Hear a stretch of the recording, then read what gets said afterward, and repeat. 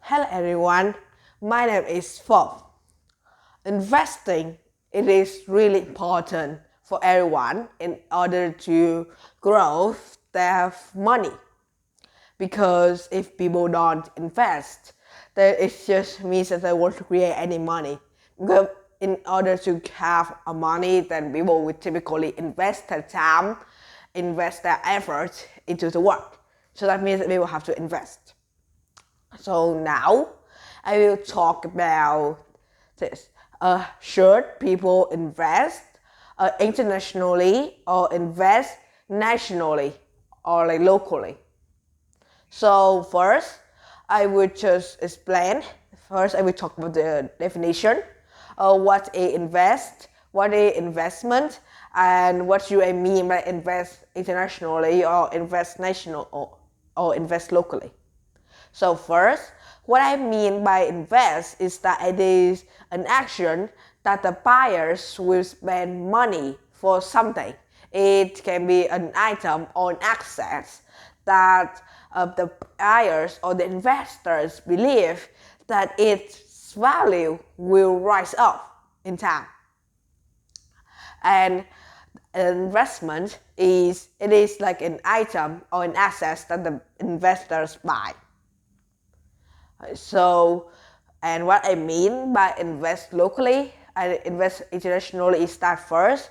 And internationally normally refers to different types of sports or bonds, e-commerce, estate, real estate, etc.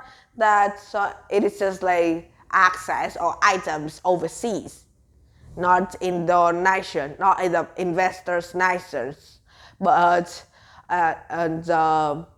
invest locally is that the investors will invest the money in the market that is in the country, in the investor's country. So with that in mind, now I will come to the second.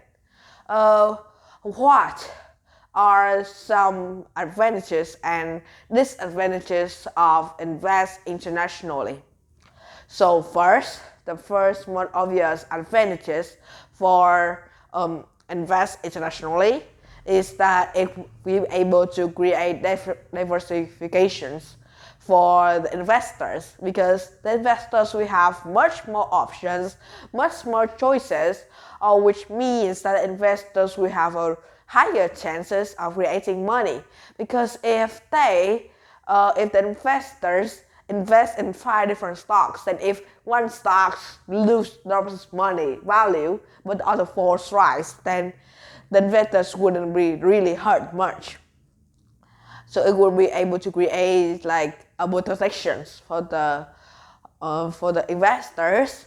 The second is that it will be able to give the owner, the investors, protections again like currency violates, which it will refers to like when the currency of a company like it drops its value, then if people invest, if the investors invest in other companies with the beliefs that currency of it will go up, which means that if it is changed to the investor currency, then it will be able to raise up more value.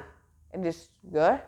And thirdly, the advantages of investing internationally is that it will be able to create more opportunities and more you'll be able to create much brighter choices. We like the first one. And then now I will talk about some risk. The first most obvious risk, it is liquidity risk. And then the second risk, it is about it is one thing. It is about it is the same currency violates, but this is in the case because like if the investors invest in other, then it means that the investor would have to invest, would have to change from their currency to that country's currency, and then when the investors want, what the buyers want in order to get the money to sell the stock or sell the investment, then the investors have to exchange from that currency to the companies to their original currency to use. And then the third disadvantages of doing investments out internationally is that it can be able to make, because it can have a much more higher transaction cost than if the investors invest locally.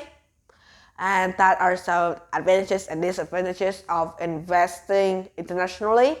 Now I will talk about investing locally. What is the advantages and what is the disadvantages? The first, it means it will be able to create or charge a much more, because it will be able to give the investors more information about business. Because like if compare for the difficulty between getting information about a business locally and getting information from a business internationally, that is normally the business locally will be able to get much more information, which means that the investor will be able to get a much more trustworthy sources of information, and third, will be able to make better decisions. Secondly, it means that because it will be able to have really little transaction cost.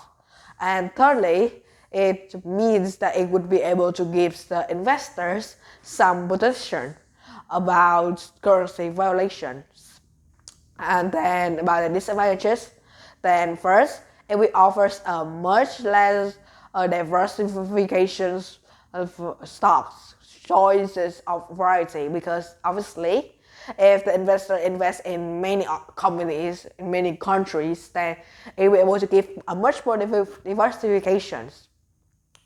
And then because and secondly, it can be because like in most countries, and then when there is a high inflation, then that currency is reducing its values. So if the currency of that country is really going downhill with its values, then the investors will be able to lose a lot of its money, they will get a much more higher. Because for example, $5 now can buy like 5 baskets of apples, and then $10 in like 5 years can only buy the investors or buys customers 4 baskets. It's not good.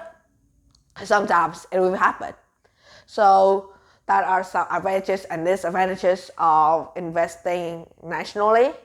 And by saying that, I don't recommend like if investors invest in only national, or investors only invest in international.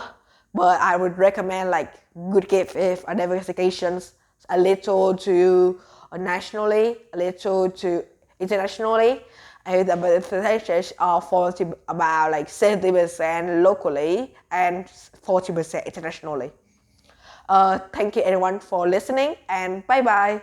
And in the next video, I am going to talk about whether the investors should, what is the difference between stock, whether should the investor invest in stock or invest in other commodities like gold. What are the difference, and what should the investor invest in? Thank you everyone for listening. Bye bye.